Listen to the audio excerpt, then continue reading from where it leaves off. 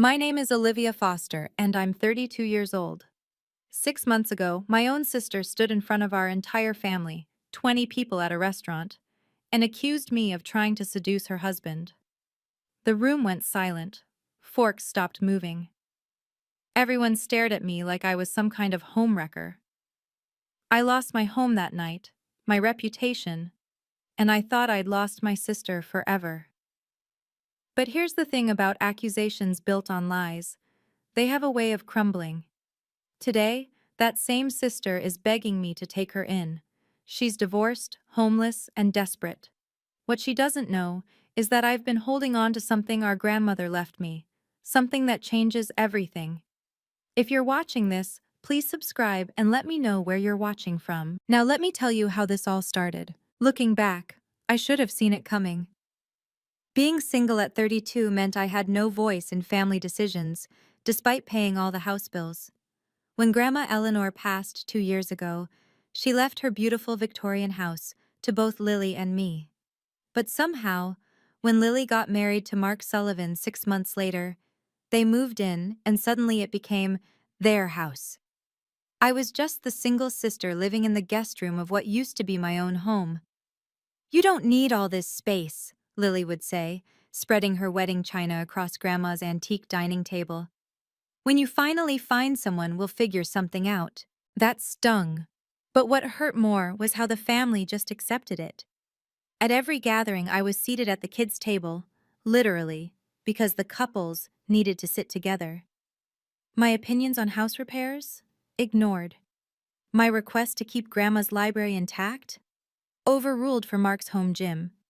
Then Mark started getting too friendly. At first, it was small things. He'd compliment my cooking when Lily wasn't around, touch my shoulder when passing by, text me about house stuff at midnight. I kept every message, thinking I was being paranoid. "Thanks for dinner, Liv. Lily's lucky to have a sister like you," one text read at 1 a.m. "Just asking about the plumbing," he'd say if Lily noticed him on his phone. I started avoiding being alone with him. I'd leave when Lily went to work, come back only when I knew she was home. But Mark was persistent, and I was running out of excuses. The house I'd grown up in was becoming a prison, and my own sister held the key. The dismissiveness got worse every week. Lily redecorated our grandmother's bedroom without asking me, the room where I'd spent countless hours reading to Grandma during her final months. She donated Grandma's vintage dresses to Goodwill while I was at work, keeping only the jewelry for herself. "You never wear dresses anyway," she shrugged when I found out. Mark would accidentally walk into the bathroom when I was showering, claiming he didn't know I was home. He'd sit too close during movie nights, his leg pressing against mine while Lily sat oblivious on his other side. When I moved away, he'd smirk like it was some kind of game. One evening, I came home to find them hosting a dinner party in my house, and I hadn't even been told. "Oh, we thought you had plans," Lily said, not even looking up from her wineglass. "There's leftover Chinese in the fridge." I stood there in my work clothes, watching strangers eat off Grandma's china, and realized I'd become invisible in my own home. That night, I found Mark in my room, sitting on my bed, holding a photo of me from college. "You were beautiful then too," he said, not even startled by my presence. "Get out." "Relax, Liv. I was just looking for the bathroom." "It's not in here, Mark. Leave, now." He stood slowly, deliberately brushing past me. "You really need to loosen up. No wonder you're still single." When I heard Lily's footsteps on the stairs, my heart sank. She appeared in the doorway, saw Mark in my room, and her face went cold. But not at him, at me. "I need to talk to you about boundaries with Mark," I said. Her response changed everything. "Boundaries?" Lily laughed, but it was sharp, dangerous. "You're the one who needs boundaries. Mark told me how you've been acting around him, flirting, making him uncomfortable." My stomach dropped. "That's not—" "Several of our cousins work at your architecture firm, Olivia. One word from me about your inappropriate behavior, and how do you think that'll go?" I realized then what I stood to lose. My reputation at Foster and Associates, where I'd just made senior architect. The Victorian house that held every Christmas morning, Every birthday, every last conversation with Grandma. My relationship with our extended family, who already saw me as the difficult sister for being career-focused and single. The next day, Mom called. "Your sister is worried about you. She thinks you might be lonely enough to do something regrettable." "Mom, that's not what's happening. Honey, I know being single at your age is hard, but Mark is Lily's husband. You need to respect that." Even my own mother had been turned against me. At work, I noticed whispers stopping when I walked by. My cousin Janet, who worked in accounting, avoided eye contact in the elevator. The narrative was being written without me, and I was cast as the desperate spinster trying to steal her sister's man. That evening, I found Lily crying to Aunt Patricia on speakerphone. "I don't feel safe in my own home," she sobbed. "Mark says Olivia makes him so uncomfortable, he doesn't want to be here when I'm not around." The lies were spreading like wildfire. My professional reputation, my family relationships, my home, everything was on the line. And Lily knew exactly what she was doing. This wasn't about Mark's behavior. This was about the house. It had always been about the house. The pressure intensified when Mark made his move. He cornered me in the kitchen one morning, sliding a check across the counter. 50,000, he said. "For your half of the house. More than fair, considering." "Considering what?" "Considering you'll need to relocate anyway, for everyone's comfort." I pushed the check back. "This house is worth 4 times that." "Not with your reputation." His smile was cold. "Who's going to believe you? The single, desperate sister who tried to break up a marriage?" That afternoon, Lily escalated. She called our cousins, our aunts, even Grandma's elderly sister in Florida. Each conversation painted me darker.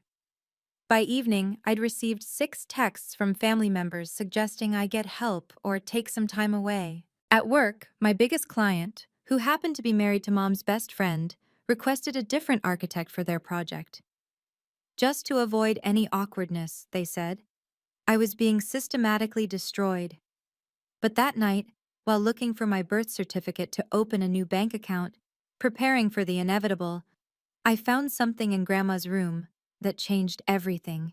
Hidden in her jewelry box, behind the fake bottom I'd helped her install years ago, was a USB drive labeled, "For Olivia, when you need it." I didn't watch it yet. Something told me to wait, to let Lily and Mark think they'd won. But I called David Thompson, my friend from law school who'd become a successful estate attorney. "David, I need you to check something. Did my grandmother file any additional documents before she passed?" His response made my hands shake. "Actually, yes. A new will, properly notarized and witnessed.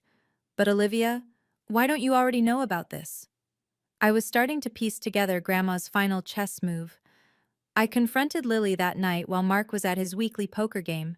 She was sorting through Grandma's china, marking pieces with sticky notes, probably deciding what to sell. "We need to talk about Mark's behavior." She didn't even look up. "You're jealous of my happiness. He texts me at midnight. He comes into my room." "You're pathetic." She finally met my eyes. "Do you know how embarrassing it is? Having a sister who throws herself at any man who shows her kindness. Control your husband, Lily. Maybe if you had one, you'd understand boundaries." "I understand that your husband is—" The front door opened. Mark walked in, supposedly from poker, but I could smell perfume. Not Lily's brand. "What's going on here?" He moved to Lily's side immediately. "Olivia's making more accusations," Lily said, her voice trembling perfectly. Mark's face hardened. "She knows about the texts, Olivia. I told her you've been reaching out to me, begging me to meet you alone. It's sick." I stared at him. "You told her I've been texting you?" I showed her everything. He pulled out his phone and there they were, messages from my number I'd never sent. "Please meet me tonight. Lily doesn't have to know. I need you."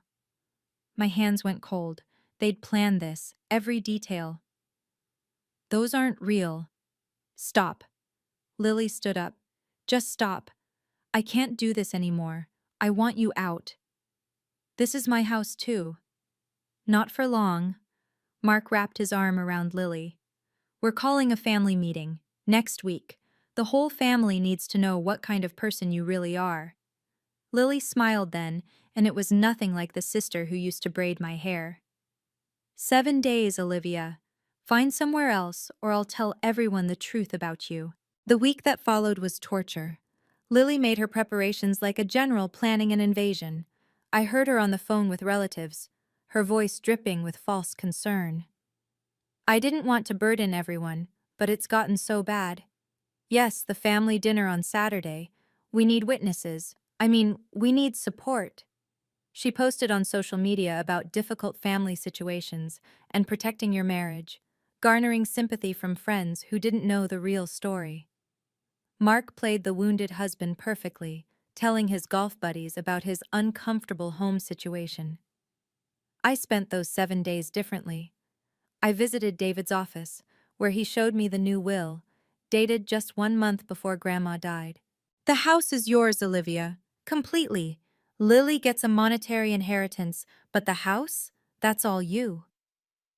Why didn't anyone tell me? Your grandmother specified it should only be revealed if necessary. She wrote a letter explaining why. Want to read it? I shook my head. Not yet. Is there anything else? David smiled. Check your grandmother's safety deposit box. She left something specifically for this situation. At the bank, I found the USB drive contained a video. Grandma, frail but sharp-eyed, speaking directly to the camera. I watched 30 seconds, enough to know this would change everything, then stopped.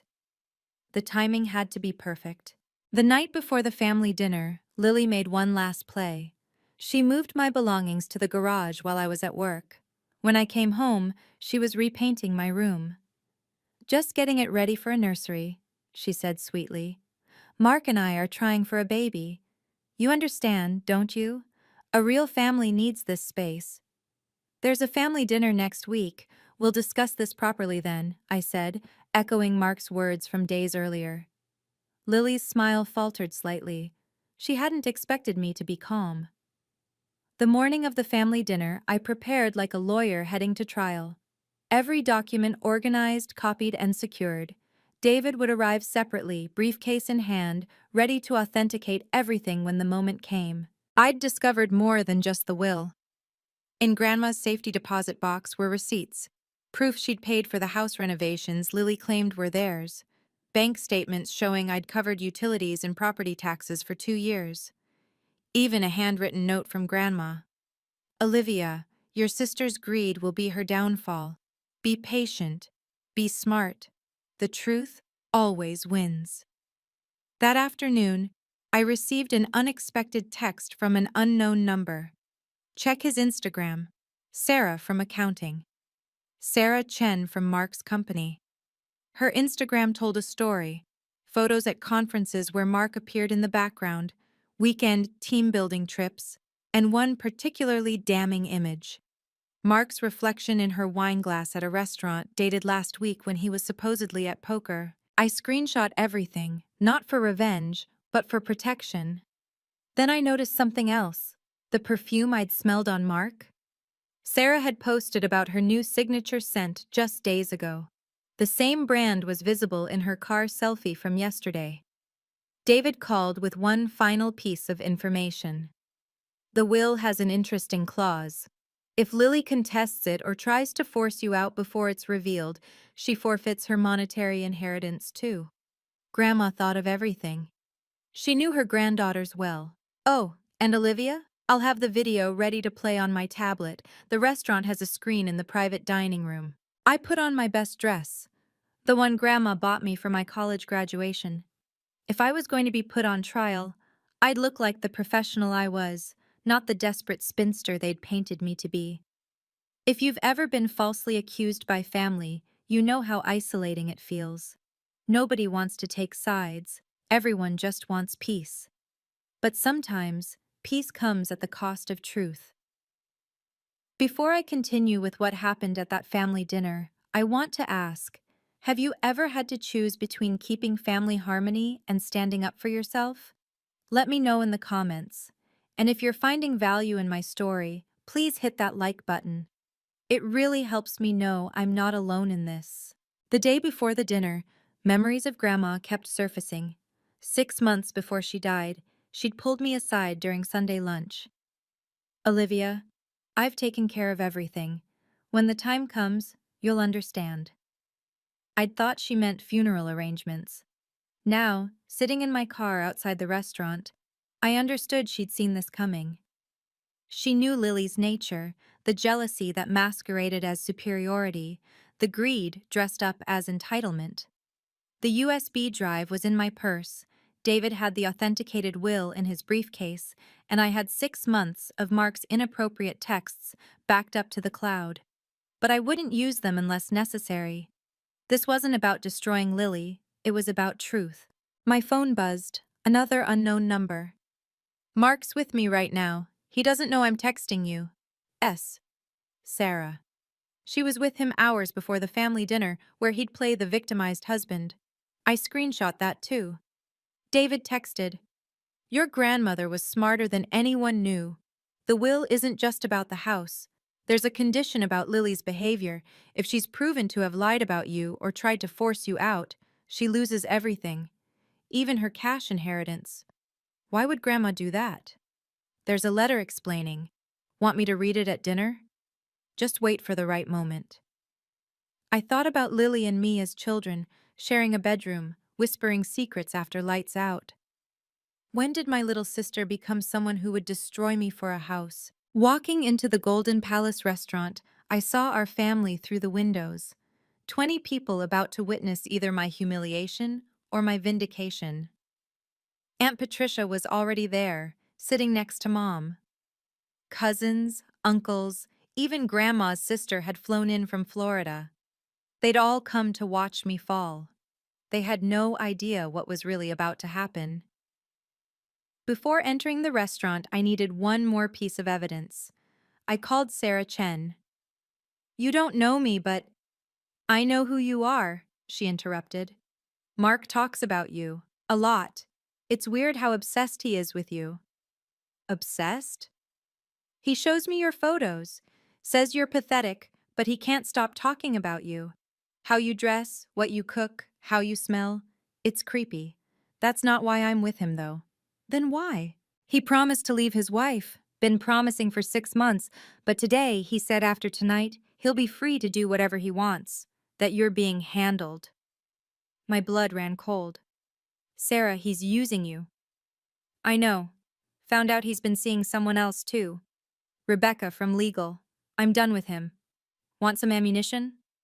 "What kind?" Screenshots of him bad-mouthing his wife, calling her stupid, saying she's frigid, that he only married her for her inheritance. Also, he's been looking up the value of your house, has a realtor ready to list it. Send me everything. Within minutes, my phone flooded with evidence. Mark hadn't just been unfaithful, he'd been planning this takeover for months. One text to Sarah stood out. "Once we get the sister out, I'll convince Lily to sell. She's too dumb to realize the house is worth a fortune. Then I'll divorce her, and we can be together." Sarah sent one more thing. A voice recording of Mark from that morning. "After tonight, Olivia will be destroyed. The whole family will think she's a homewrecker. Lily believes everything I tell her. It's almost too easy." I forwarded everything to David with one instruction. "If things go badly, play this." Walking through those restaurant doors, I felt Grandma's presence beside me. The truth was about to set us all free. The Golden Palace's private dining room fell silent when I entered. 20 pairs of eyes tracked my movement to the only empty seat, at the far end of the table, quarantined like a disease. Lily sat at the head, Mark beside her, playing the devoted husband. She wore Grandma's pearl necklace, the one meant for me on my wedding day. The message was clear. I'd never need it. "So glad you could make it," Lily said, her voice dripping false sweetness. "We were worried you might not show." Aunt Patricia shifted uncomfortably. Mom wouldn't meet my eyes. My cousins whispered behind their hands. The judgment was palpable, pressing down like humid air before a storm. I sat down, back straight, hands folded. Professional, calm, everything they didn't expect. Before we order, Aunt Patricia said, I think we need to address the elephant in the room, the house situation. Yes, Lily jumped in quickly. It's become unbearable. I don't feel safe in my own home. Mark reached for her hand. My wife shouldn't have to live in fear. Fear? I almost laughed, but I stayed silent, letting them dig their grave deeper. Uncle Robert, our family patriarch since Grandpa died, cleared his throat. Olivia, these are serious accusations. What do you have to say? Every face turned to me, waiting, some hoping for drama, others for quick capitulation. I saw David enter quietly, taking a seat near the door. He gave me the smallest nod. I think, I said slowly, we should hear exactly what Lily's accusing me of. In detail, in front of everyone. Lily's eyes glinted. She thought I was walking into her trap. If that's what you want. She stood up, hands trembling for effect. The performance of her life was about to begin, and she had no idea it would also be her last. Lily pulled out her phone with shaking hands. I never thought my own sister would try to destroy my marriage. Her voice broke perfectly on cue. These are texts Olivia sent my husband. She connected to the restaurant's screen, displaying the fabricated messages for everyone to see. Please meet me tonight. I dream about you. Lily doesn't deserve you. Gasps rippled through the room. Aunt Patricia covered her mouth. Mom's face went pale. And there's more. Mark stood, playing his part. She comes into our bedroom when Lily's at work, leaves notes under my pillow. I've tried to be kind, understanding she's lonely, but it's become harassment. That's enough, Uncle Robert said. But Lily wasn't done. She walks around the house half-dressed when Mark's home. She accidentally touches him every chance she gets. Last week, I found her in our bed, claiming she was looking for something. The lies stacked up like kindling, each more outrageous than the last. My cousin Janet was recording on her phone. Others looked at me with such disgust I wanted to scream. But I stayed silent, calm, waiting. I think it's best if Olivia moves out immediately, Lily concluded, tears streaming down her face, for everyone's safety and peace of mind. The room erupted, voices overlapped, some defending me half-heartedly, most supporting Lily. This was her moment of triumph. She'd won, or so she thought. I stood slowly. The room quieted. Are you finished? I asked. There's nothing more to say, Lily sniffled. The evidence speaks for itself. It does, I agreed. But first, ask Mark about Sarah. Mark's face went white, not pale, white like paper, like death, like truth finally catching up. I don't know what you're... Sarah Chen, from accounting, or would you prefer we discuss Rebecca from legal? Don't try to deflect, Lily snapped, but I saw the flicker of doubt in her eyes. This isn't about Mark's colleagues. You're right, it's about the truth. I pulled out my phone. Mark, would you like to explain this text you sent Sarah this morning? I read it aloud. After tonight, Olivia will be destroyed. Lily believes everything I tell her. It's almost too easy. That's fake, Mark slammed his hand on the table. She's making things up. Am I? I turned to the screen. Should I show everyone your Instagram activity, or the hotel receipt from last Tuesday when you were supposedly at poker? The room buzzed with confusion. Lily grabbed Mark's arm. Don't let her manipulate you. She's desperate. Mom finally spoke. Olivia, even if Mark... That doesn't excuse what you've done. The family rallied around Lily again.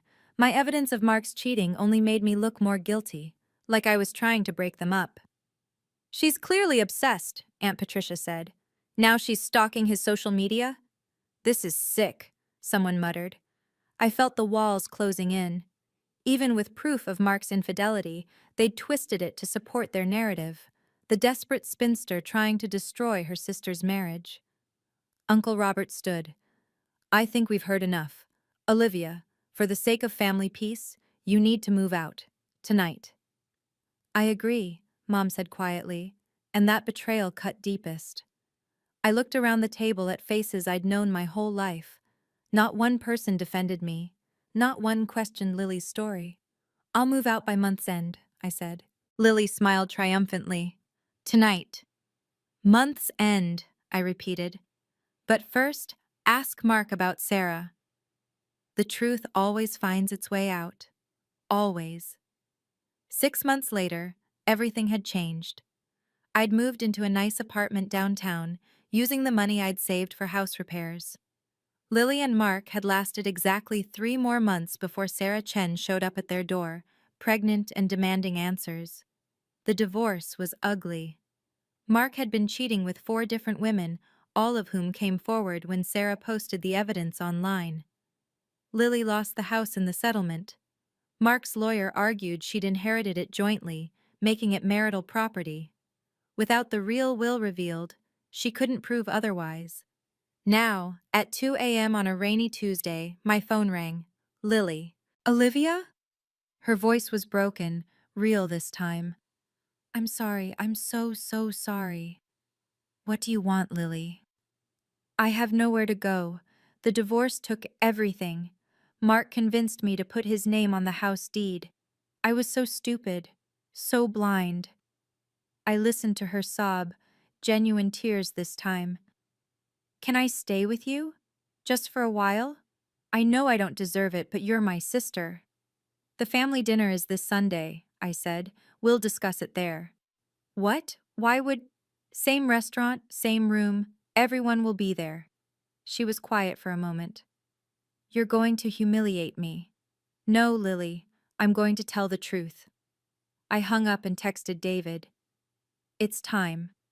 Then I opened Grandma's letter, the one I'd saved for this moment. My dearest Olivia, if you're reading this, Lily has shown her true colors. The house was always meant for you. You loved it, not for its value but for its memories. Lily only sees dollar signs. The truth will set you free, my dear. Use it wisely. Karma works in interesting ways. She called me crying at 2 a.m., not knowing the best part was yet to come. Sunday arrived gray and drizzling, fitting for a reckoning. The same private room, the same 20 faces, but the energy was different. Lily sat where I'd been banished 6 months ago, at the far end alone. She looked smaller somehow. Designer clothes replaced with department store basics. The confidence that came from Mark's money and manipulation had evaporated. She'd apologized publicly on social media, admitted she'd been wrong about me, but the family remained cold. Being wrong was one thing, being cruel was another. Thank you all for coming, I began, standing where Lily had stood to destroy me. I know these past months have been difficult for everyone. Olivia, Lily interrupted, tears already flowing. Please, I know I was horrible. Mark manipulated me. He made me believe... Let her speak, Uncle Robert said sharply. He'd apologized to me privately, ashamed of his rush to judgment. Lily stood, wobbly. I'm sorry. To everyone, but especially to Olivia. I accused her of something terrible. I was wrong. I was jealous and stupid, and I let Mark poison me against my own sister. She turned to me. Please, I need your help. I have nothing, nowhere to go. The room waited for my response. Mom reached for my hand under the table, her way of asking for mercy. Before I answer, I said, pulling out an envelope, there's something you all need to know. David stood up from his seat by the door, briefcase in hand. I'm David Thompson, estate attorney for Eleanor Foster. Lily's face went pale. What's happening? Grandma left something for this exact situation, I said, my voice steady. The screen flickered to life behind me. There was Grandma, frail but fierce, about to change everything once more. Grandma's voice filled the room, clear despite her age. If you're watching this, then Lily has done exactly what I feared she would. Lily sank into her chair. No. I'm leaving the house entirely to Olivia, Grandma continued. Not because I love her more, but because I know Lily's nature. She's always been driven by greed and jealousy. Even as a child, she'd rather break Olivia's toys than share. David opened his briefcase. This will was properly notarized 1 month before Mrs. Foster's passing. The house belongs solely to Olivia Foster. But there's a condition, Grandma's video continued. Olivia, you must offer Lily shelter if she ever truly needs it, but only if she's shown genuine remorse and treated you with respect. If she's tried to force you out or harm you, she forfeits even this mercy." The room erupted. Aunt Patricia gasped. "You mean Olivia owned the house all along?" "Every accusation, every lie, every moment of humiliation," I said quietly. "I could have stopped it by revealing this will. But Grandma was right. Lily needed to show her true self." "The original will," David added, "which Lily knew about, left her $200,000 cash. But there's a clause. If she attempted to force Olivia from the house through deception or manipulation, she forfeits everything." Lily was sobbing now, not the practiced tears from 6 months ago, but raw, ugly crying. "You knew? This whole time you knew?" Grandma said, "Olivia has always been the responsible one. The house is hers alone." I quoted the letter. "She saw through you, Lily. She always did." Mark had been right about one thing. Lily had been too easy to fool, but he never imagined she was being fooled by everyone, including the grandmother she'd thought she'd outsmarted. This moment, watching the truth finally come out, was both satisfying and heartbreaking. Family shouldn't come to this. But sometimes, protecting yourself means revealing hard truths. If you've made it this far, you understand that family dynamics can be complicated. What would you have done in my position? Would you have revealed the will immediately or waited like I did? Share your thoughts below, and don't forget to subscribe if you want to hear more stories about standing up for yourself with grace. The silence stretched until I broke it. 30 days, Lily. You have 30 days to find alternative housing. Olivia, please. That's more generous than the week you gave me, more time than you allowed me when you threw my belongings in the garage. But I'm your sister. Yes, which is why you're getting 30 days instead of tonight. I kept my voice level, professional. I'll help you find an apartment. I'll even cover your security deposit, but you will never live in Grandma's house again. Lily stood up, desperate. "I have nothing. Mark took everything. I lost my job because of the stress. Please." "You had everything," I replied. "A sister who loved you, a grandmother who provided for you, a house to share. You threw it all away for greed." "This is cruel," she whispered.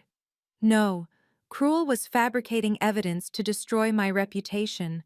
Cruel was turning our mother against me. Cruel was trying to steal my inheritance while smiling in my face." Mom spoke up. "Olivia, she's learned her lesson. Can't you forgive?" "I do forgive her, Mom. But forgiveness doesn't mean forgetting. It doesn't mean enabling. Lily needs to face the consequences of her choices."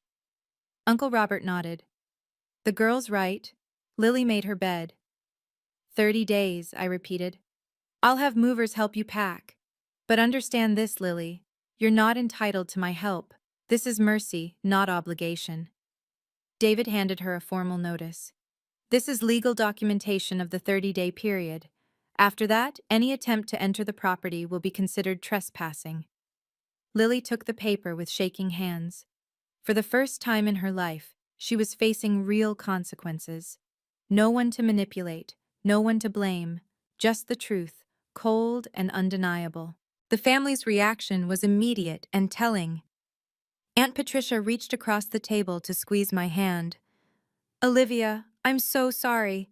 We should have believed you." "We were all fooled," Uncle Robert admitted. "Lily put on quite a show." Mom was crying quietly. "I failed you, my own daughter, and I chose to believe lies over your character." "You believed what you were shown," I said gently. "Lily and Mark were very convincing." "Still," Mom pulled me into a fierce hug. "I should have known. You've never lied to me, never been cruel. I let my fear of family conflict blind me to the truth."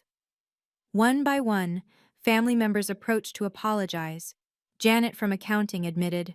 Several of us suspected something was off. Mark was too smooth, too prepared, but we were cowards. "Why didn't you say anything?" I asked. "Because Lily was so convincing, and it was easier to believe you were desperate than to believe she could be that cruel." Meanwhile, Lily sat alone, abandoned even by those who'd supported her before. The same people who'd recorded my humiliation now avoided her eyes. Mark had already been excommunicated from family events, but Lily's betrayal cut deeper. She was blood, and she'd chosen greed over family. "Can I at least visit Grandma's grave?" Lily asked suddenly. "To apologize?" "The cemetery is public," I said. "But know that she saw this coming. She tried to protect both of us, me from your greed, and you from yourself." "I forgive, but I don't forget," I added, looking directly at her. "Trust, once broken, needs time to rebuild. Maybe someday we can be sisters again. But that day isn't today." The family nodded in agreement. Boundaries weren't cruel, they were necessary. The 30 days passed quickly. Lily found a small studio apartment across town, a far cry from Grandma's Victorian, but clean and safe. I kept my word about the security deposit and first month's rent, transferring the money directly to the landlord. "Thank you," she texted. Nothing more. The consequences rippled outward. Without Mark's connections, Lily struggled to find work in her field. The divorce had revealed her role in trying to force me out, making her toxic to employers who valued integrity. She eventually found a position at a call center, honest work, but humbling for someone who'd lorded her marketing director title over me. 3 months after the revelation, she sent a longer message. "I'm seeing a therapist. She says I have narcissistic tendencies learned from watching Mark. I'm working on it. I know you don't owe me anything, but I wanted you to know." I helped her find a better job through a contact who didn't know our history, not out of obligation, but because Grandma would have wanted me to show mercy once Lily showed genuine change. The position paid less than her old job, but offered stability and a chance to rebuild. "Why are you helping me?" she asked when I sent her the job listing. "Because you're still my sister. But understand this. I'll always be your sister, but I'll never be your safety net again." She nodded, finally understanding the difference between love and enabling. Mom told me Lily had started volunteering at a women's shelter, working with others who'd lost everything in divorces. "She tells them about what she did to you," Mom said, uses it as a cautionary tale about greed and jealousy. Perhaps she was learning. Or perhaps she was performing again. Time would tell, but I wouldn't be close enough to find out. With Lily gone, I finally made Grandma's house truly mine. The room Lily had started painting for a nursery became my home office. Mark's gym equipment was donated, and Grandma's library was restored. Every corner reflected the peace I'd fought to earn. Work flourished once the truth came out. The clients who distanced themselves returned, apologizing for believing gossip. I was promoted to partner at Foster and Associates, a position I'd earned, but might have been denied if Lily's lies had stuck. Family gatherings became peaceful again. Without the toxic dynamic of Lily and Mark's manipulation, we remembered why we loved spending time together. Sunday dinners returned to Grandma's house, my house, with the kitchen full of laughter instead of tension. "You've changed," Mom observed one evening, helping me dry dishes. "You're stronger." I always was strong, I just stopped letting people convince me otherwise. David Thompson became a regular dinner guest, and eventually, something more. "I admired how you handled everything," he admitted. "Patient, strategic, but never cruel." "Grandma taught me well," I replied. 6 months after everything settled, an envelope arrived addressed in Lily's handwriting. Inside was a wedding invitation. She'd met someone new, a teacher who knew her history, and chose to love her anyway. The note attached said, "I don't expect you to come, but I wanted you to know I'm trying to do better this time." I sent a gift, but didn't attend. Some distances are necessary for healing. The house felt different now, lighter, warmer, more like when Grandma was alive. Her portrait smiled down from above the fireplace, and sometimes I could swear she was proud. Sometimes the best revenge is simply living well, surrounded by people who respect you, and boundaries that protect you. Looking back now, a year after that second family dinner, I understand what Grandma tried to teach me. Boundaries aren't walls built from hatred, they're fences built from wisdom. They say, "I love you, but I love myself too." Lily sends Christmas cards now. Brief updates about her life, always ending with, "I understand if you don't respond." I send cards back, equally brief, equally distant. She's remarried, seems happy, and claims she's different. Maybe she is. But trust, once shattered, can never be fully restored, only rebuilt into something different, more cautious, more aware. The house stands as a testament to Grandma's wisdom. She knew that leaving it to both of us would have destroyed our relationship completely. By giving it to me alone, with conditions for mercy, she forced Lily to face her true nature while protecting me from it. Even in death, she was still parenting us, still teaching us who we really were. I've learned that family isn't about blood, it's about respect. The cousins who stood by Lily when she lied were cordial but not close. The aunt who immediately believed the worst of me? She's invited to gatherings but no longer trusted with secrets. Meanwhile, David's family has embraced me completely, showing me what unconditional support actually looks like. People ask if I regret waiting 6 months to reveal the truth. No. If I'd shown the will immediately, Lily would have played victim differently, claimed I'd manipulated Grandma, contested the will, dragged us through court. By letting her think she'd won, she revealed her true character to everyone. The family needed to see what she was capable of, and she needed to face real consequences. Setting boundaries doesn't make you cruel.